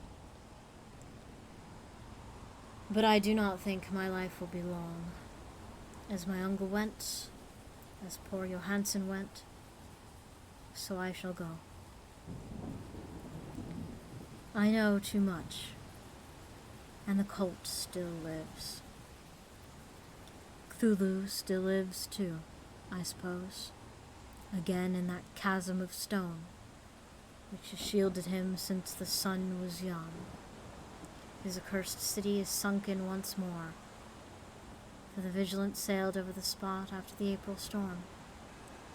But his ministers on earth still bellow and prance and slay around idol-capped monoliths in lonely places. He must have been trapped by the sinking, whilst within his black abyss, or else the world would know by now, be screaming with fright and frenzy. Who knows the end? What has risen may sink, and what has sunk may rise. Loathsomeness waits and dreams in the deep, and decay spreads over the tottering cities of men. A time will come.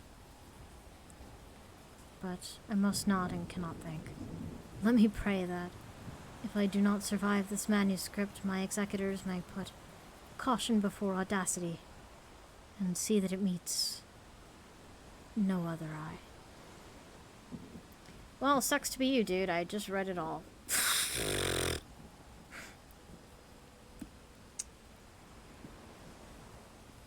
Damn. Lovecraft, man.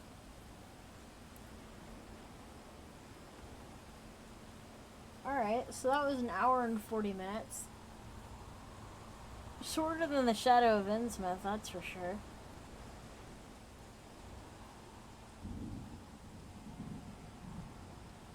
My throat wants to commit die. I don't know why. I've been drinking lots of water in preparation of this. I guess it's very long.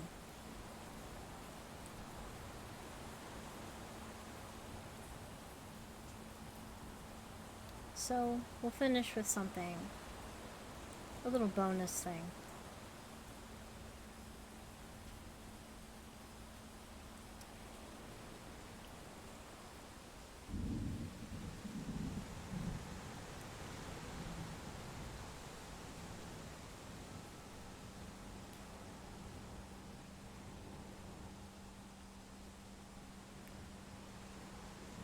We will do the giant fish.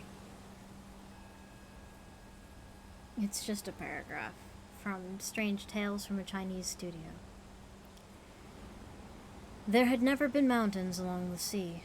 Then one day suddenly they appeared, a great range of them, peak upon peak, stretching for miles, to the great astonishment of all who beheld them. And the following day, just as suddenly, the mountains moved away, and there was nothing. Legend had it that it was a huge sea fish which came every Qingming festival, along with all its family, to worship at their ancestral tomb. This was why it usually appeared on Cold Food Day. And that's it.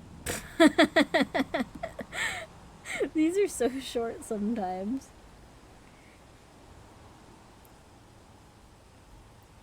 But I'm content with that, if you are. Next week will be regularly scheduled programming with everything on the table, unless anyone's got any special requests. And look forward to next month. We'll probably play Call of Cthulhu on stream. Especially if a certain chaos-weaving firehawk decides to further lengthen my unholy backlog of games. But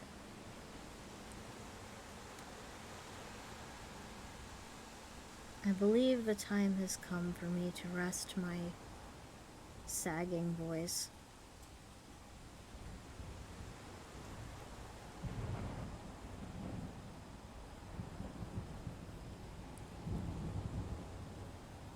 And I believe that I shall. Keep an eye out for Auxie's podcast. We might do it live, we might not. We'll probably do it live. I got a message here about that. But in the meantime, do not eat or drink any questionable substances. Make smart decisions. Do not die. Dying is absolutely forbidden. Apparently I can't talk today. Do not eat or drink any questionable substances. Make smart decisions. Do not die. Dying is absolutely forbidden, and I will see all of you wonderful people at a later time. Y'all take care, guys.